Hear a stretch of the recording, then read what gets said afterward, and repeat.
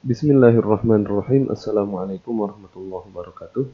Alhamdulillah wassalatu wassalamu ala Rasulillah wa ala alihi wa sahbihi wa man walah wala haula wala quwwata illa billah. Apa kabar teman-teman? Semoga selalu dalam lindungan Allah Subhanahu wa taala. Semoga selalu sehat walafiat, dilindungi oleh Allah Subhanahu wa taala, dan teman-teman yang terdampak oleh Covid ini baik langsung atau tidak langsung, semoga cepat diberikan kesembuhan dan kepulihan seperti sedia kala.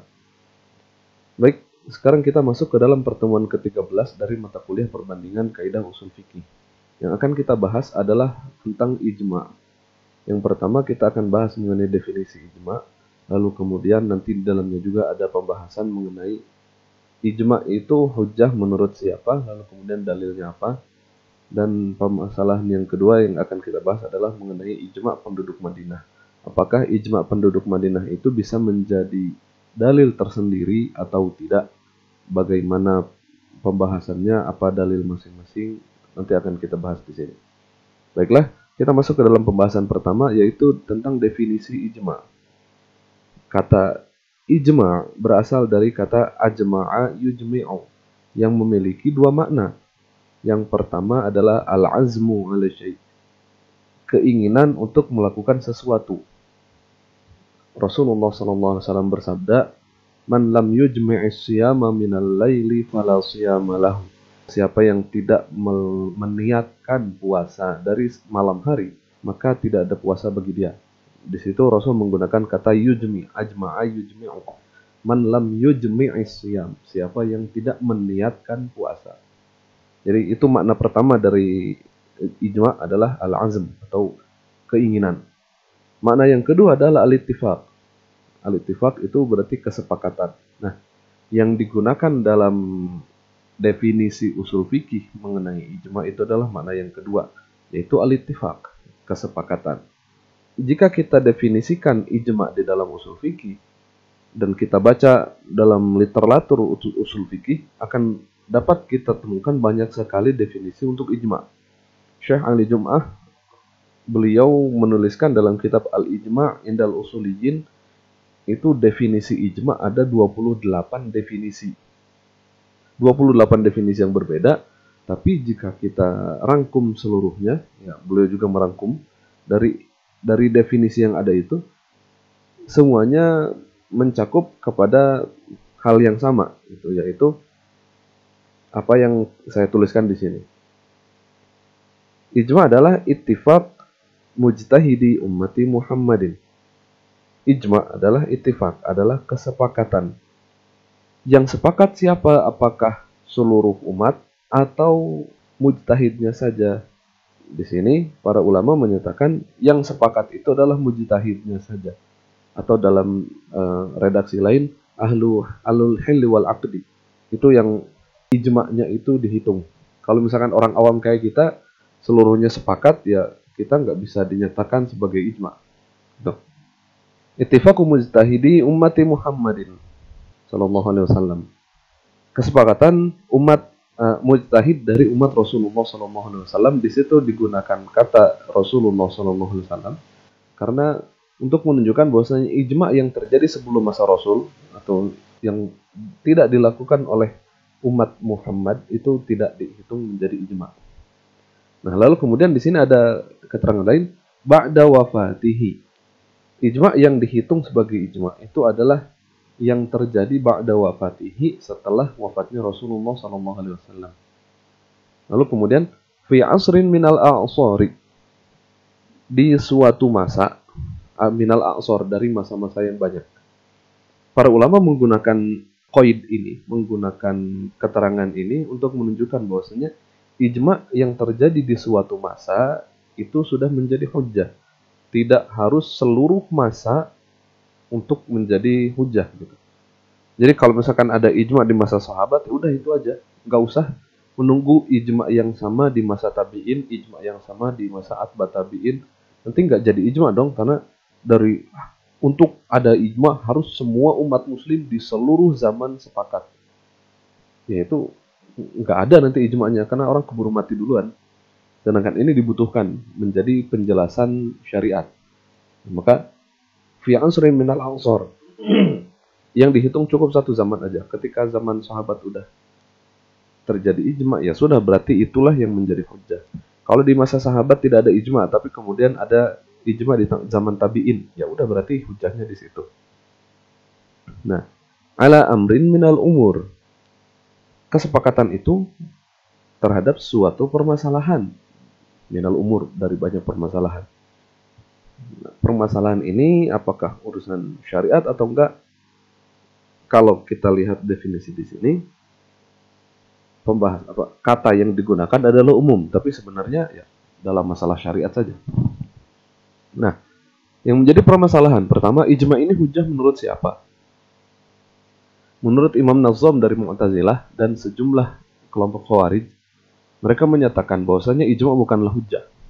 Mereka menyatakan ijma bukanlah hujjah, khususnya Khawarij, karena ya namanya Khawarij, dia sudah mengkafirkan orang di luar kelompok dia. Jadi meskipun banyak umat Islam dan mereka semuanya sepakat, Khawarij nggak mau karena sudah dikafirkan sama mereka gitu. Nah, kelompok kedua adalah Syiah Imamiyah. Mereka menyatakan bahwasanya ijma menjadi dalil jika ada imam di dalam ijma itu. Tapi jika tidak ada imam, maka ijma itu tidak menjadi hujjah. Inilah perbedaan antara ijma menurut Sunni dengan ijma menurut Syiah. Kalau ijma menurut Sunni, ya karena Sunni tidak meyakini adanya imam setelah Rasulullah SAW, sehingga ijma nggak harus ada imam. Tapi menurut Syiah, ijma itu harus ada imam biar menjadi hujjah. Kalau nggak ada imam, maka nggak jadi hujjah di situ.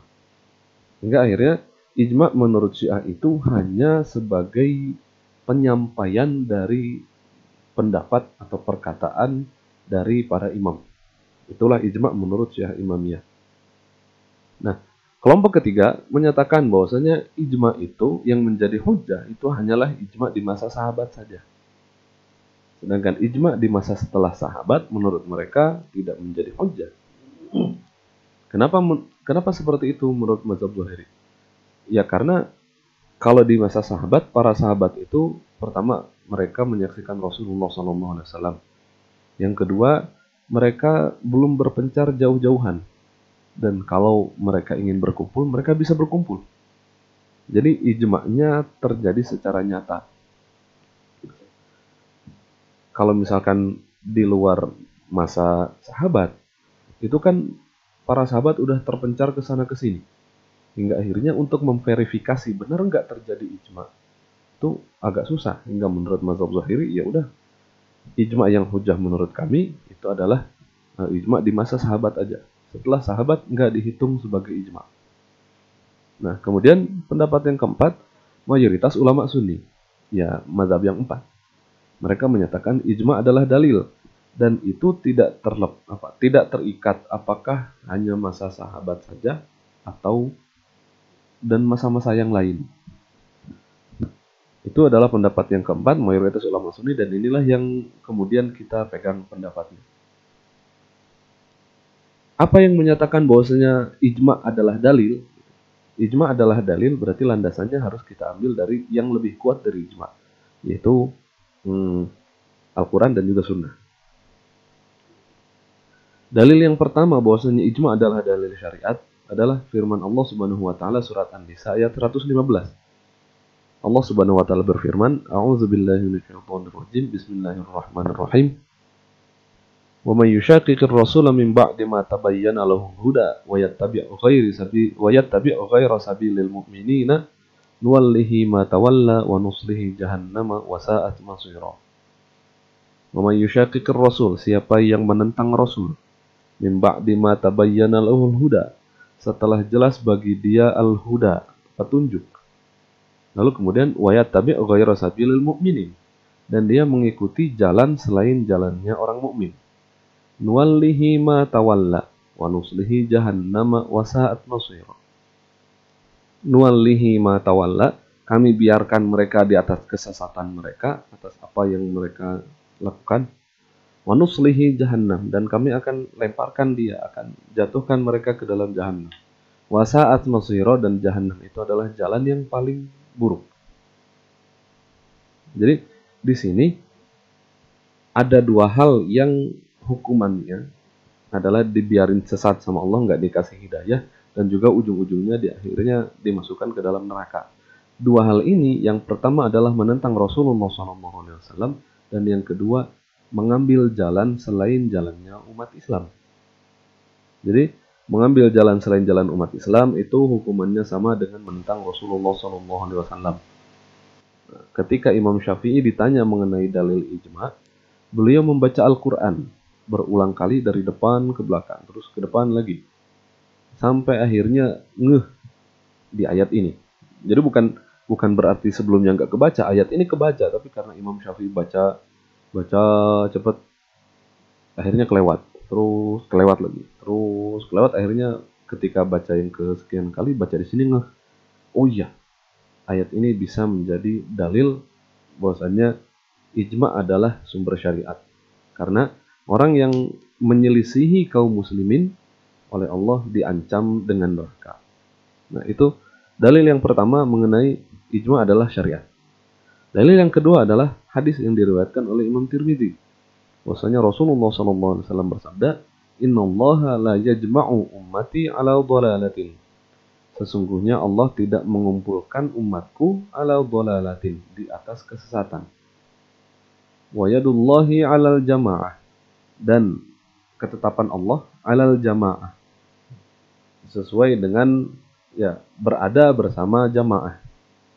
Wa man syazza, dan siapa yang menyimpang, syazza finnar, dia akan menyimpang sendirian ke neraka. Atas dasar hadis ini, innallaha la yajma'u ummati ala dhalalah, Allah tidak akan mengumpulkan umatku di atas kesesatan, maka apa yang disepakati oleh umatku itu berarti adalah suatu kebenaran. Hingga akhirnya kita wajib untuk mengikuti kebenaran tersebut. Nah, itu adalah masalah pertama yang kita bahas dalam pertemuan kali ini. Masalah kedua yang akan kita bahas adalah mengenai ijma' penduduk Madinah. Ini adalah pendapat dari Imam Malik dan beliau sendiri, sedangkan imam yang lain tidak menyatakan ini. Ini adalah pendapat dari Imam Malik yang menyatakan bahwasanya ijma' penduduk Madinah sendirian tanpa ada penduduk yang lain itu adalah hujjah yang bisa menjadi landasan hukum. Imam Malik melandasi pendapatnya dengan sejumlah argumen. Di antaranya, Madinah adalah tempat turunnya wahyu, tempat lahirnya hukum Islam, dan tempat berkumpulnya para sahabat. Maka kebenaran tidak akan keluar dari Madinah. Itu argumentasinya. Terus yang kedua, penduduk Madinah itu menyaksikan turunnya wahyu dan lebih mengerti tentang kondisi Rasulullah SAW daripada penduduk di luar Madinah. Tambah lagi, riwayat penduduk Madinah itu didahulukan daripada riwayat penduduk yang lain. Hingga akhirnya, menurut Imam Malik, apa yang disepakati oleh para penduduk Madinah, yaitulah yang menjadi hujjah. Hingga ketika ada dalil yang bertentangan dengan apa yang dikerjakan oleh penduduk Madinah, Imam Malik bahkan lebih mendahulukan apa yang dilakukan, apa yang diperbuat oleh penduduk Madinah. Nah, sedangkan jumhur, mereka menyatakan bahwasanya ijma' penduduk Madinah bukanlah hujjah. Kenapa? Karena mereka hanyalah sebagian dari kaum muslimin. Sedangkan ijma' yang sah itu harus dilakukan oleh seluruh kaum muslimin. Dan juga kalau dilihat-lihat, tidak ada perbedaan antara penduduk Madinah dan juga penduduk di luar Madinah. Sama-sama manusia juga. Dan juga bukan berarti, meskipun hukum Islam turun di Madinah, bukan berarti hukum Islam itu tidak keluar dari Madinah. Nah, ini pendapat mengenai ijma' penduduk Madinah dan argumentasi masing-masing. Kalau kita lihat saja di wilayah kita. Agama itu menjadi kuat itu karena kalau sudah terikat dengan budaya. Bahkan orang akan lebih berat untuk meninggalkan budaya daripada agama. Hingga kalau ditanya mana yang lebih kuat pengaruhnya terhadap kehidupan manusia, yang lebih kuat itu sebenarnya pengaruhnya budaya daripada agama. Karena orang bisa aja melanggar aturan agama, terserah dia. Karena konsekuensi hukumnya tidak datang di dalam kehidupan nyata. Tapi ketika orang sudah melanggar hukuman budaya, hukuman adat, melanggar aturan adat, dia hukumannya akan lebih, konsekuensinya akan lebih nyata. Ya, saat itu juga dia bisa diusir dari kampung, dia bisa dihukum dihukum adat. Nah, itulah antara agama dan budaya, budaya lebih kuat. Maka kita harus bersyukur ketika agama sudah menjadi budaya. Hingga akhirnya pengaruh agama itu bisa menjadi sangat kuat di Indonesia. Seperti kemarin lah. Sebenarnya silaturahmi kan bagian dari agama. Terus kemudian Idul Fitri itu adalah ritual agama. Nah, ketika kemarin dilarang untuk melakukan mudik, ditutup di mana-mana dengan alasan COVID. Orang-orang kan nggak mau. Mereka masih tetap ingin silaturahmi karena nggak enak kalau misalkan Lebaran tidak di kampung halaman, Lebaran tidak melakukan silaturahmi. Hingga akhirnya mereka maksa. Viral kan itu video ketika barikade polisi didobrak, orang-orang pakai motor, mereka melawan arus, mereka sengaja menerobos pertahanan polisi.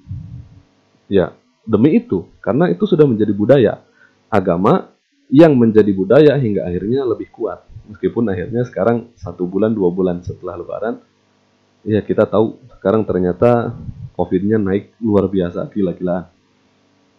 Nah, itu juga menjadi argumentasi Imam Malik ketika agama, ya aturan hukum Islam turun pertama kali di Madinah, terus kemudian langsung dilaksanakan oleh para sahabat di Madinah, dan apa yang dilakukan oleh para sahabat di masa Rasulullah SAW itu dilihat dan diwariskan turun-temurun kepada generasi-generasi setelahnya.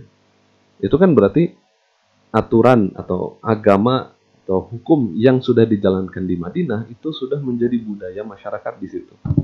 Hingga akhirnya ya itu lebih kuat daripada hadis. Nah, sekarang kita lihat akibat perbedaannya apa? Akibat perbedaannya ada masalah zakat sayuran. Menurut Imam Abu Hanifah, zakat sayuran itu wajib. Dengan landasan hadis Rasulullah SAW, "Fima saqatis sama'u wal 'uyunu aw kana 'asriyan al-'ushru, wa fima suqiya bisaniyati nisful 'ushri."